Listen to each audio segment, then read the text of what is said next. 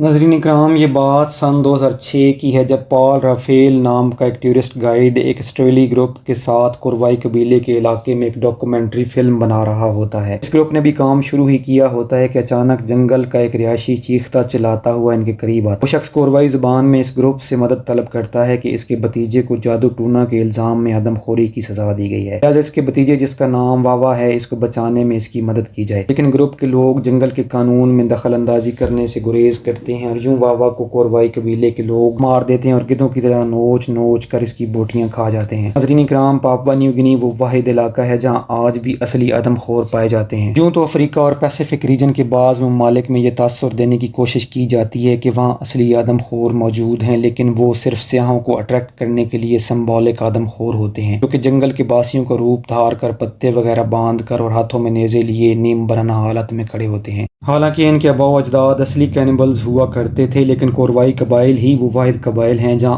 آج بھی آدم خوری کی عادت موجود ہے۔ کوروائی قبائل پاپوا نیو گنی کے جنگلوں میں پائے جاتے ہیں اور پاپوا نیو گنی کا محل وقوع شمال مغربی پیسیفک سی ہے۔ اس ملک کا واحد زمینی رابطہ انڈونیشیا کے ساتھ ہے اور باقی 3 اطراف میں یہ سمندر سے گھرا ہوا ہے۔ اس کے جنوب میں آسٹریلیا اور سولومن آئی لینڈز واقع ہیں اور یہ دنیا کا تیسرا بڑا آئی لینڈ کنٹری ہے جس کا کل رقبہ 1,78,700 اسکوائر میل ہے۔ سن 1974 تک کوروائی قبائل کا باہر کی دنیا سے کوئی رابطہ نہ تھا۔ اینتھروپولوجسٹ کی ایک ٹیم پیٹر وین ارسڈیل کی سربراہی میں ازرہ تحقیق اس علاقے میں گھوم رہی ہوتی ہے کہ دریائے اپر ایلنڈین کے کنارے ان کا سامنا 30 افراد پر مشتمل جنگل کے باسیوں کے ایک گروہ کے ساتھ ہوتا ہے، اور یہ کوروائی قبائل کا باہر کی دنیا کے ساتھ پہلا رابطہ تھا۔ اس کے بعد متعدد گروپوں نے اس علاقے میں جا کر ڈاکومنٹری فلمز بنائیں اور لارڈ آف دی گارڈن کے نام سے ایک فلم بھی ان قبائل پر بنائی گئی۔ کوروائی قبائل آج بھی در حقیقت سٹون ایج میں رہ رہے ہیں اور ان کا رہن سہن، بود و باش، مذہب، معاشرت، لڑائی جھگڑے باہر کی دنیا سے بالکل مختلف اور الگ تھلگ ہیں۔ کوروائی قبائل مگرمچھ، سانپ، مکڑیاں، مینڈک، پرندے، انسان، جانور جو کچھ میسر ہو جائے کھا جاتے ہیں۔ وہ اونچی ٹیلوں اور درختوں پر گھر بناتے ہیں تاکہ دشمن قبائل سے اپنے بچوں اور عورتوں کو محفوظ رکھ سکیں، کیونکہ عموماً بچوں اور عورتوں کو سلیوری کے لیے یا پھر آدم خوری کی گھر سے اٹھا لیا جاتا ہے۔ کوروائی قبائل قوی اور دیوہیکل شخص کو ہی اپنا سردار چنتے ہیں، وہاں جسمانی طاقت ہی سب سے بڑی طاقت سمجھی جاتی ہے۔ مذہبی رسومات میں عموماً صرف مردوں کو ہی شامل کیا جاتا ہے اور جمیجی نام کے دیوتا کو سب سے معتبر مانا جاتا ہے۔ کوروائی قبیلہ روحوں اور دیوتاؤں کا پجاری ہے اور روح کے دوبارہ جنم ری انکارنیشن پر یقین رکھتا ہے۔ کوروائی قبائل میں خوشحالی اور زرخیزی لانے کے لیے ساگو گرب نام کا ایک تہوار بھی منایا جاتا ہے۔ کوروائی قبائل کی کل آبادی 3,000 افراد پر مشتمل ہے اور قبائل کے اندر چھوٹے چھوٹے قبیلے بھی پائے جاتے ہیں اور ان قبائل کی زیادہ تر لڑائیاں جادو ٹونا، جھاڑ پھونک اور چوری چکاری پر ہوتی ہیں۔ کوروائی قبائل جادو ٹونا سے اس قدر نفرت کرتے ہیں کہ جادوگروں کو پکا کر کھا جانے کی سزا دی جاتی ہے۔ ناظرین اکرام، جرم کی روک تھام کے لیے لوگوں میں اس سے متعلق نفرت اور خوف پیدا کرنے کے لیے مختلف ادوار میں مختلف سزائیں دی جاتی رہی ہیں،